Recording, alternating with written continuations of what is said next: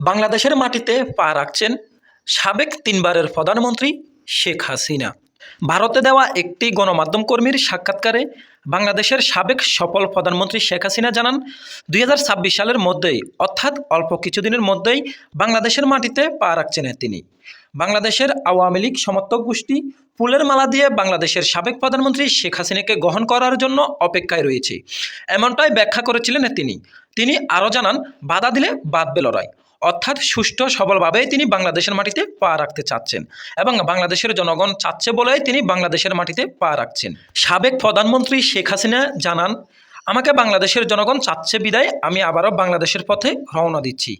অর্থাৎ বাংলাদেশ আওয়ামী লীগ যারা রয়েছে তারা আমাকে চাচ্ছে, পাশাপাশি বাংলাদেশের যে জনগণও রয়েছে তারাও চাচ্ছে আমি যেন বাংলাদেশে আসি এবং বাংলাদেশের সেবায় নিয়োজিত থাকি।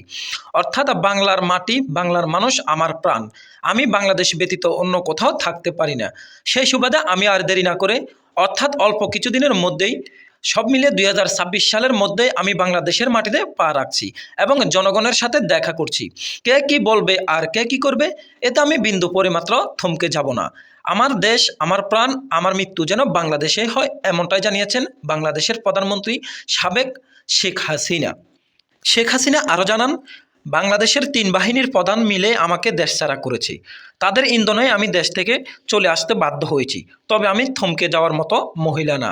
আমি অতি শীঘ্রই বাংলাদেশের মাটিতে পা রাখছি এবং বাংলাদেশের জনগণের সাথে দেখা করছি।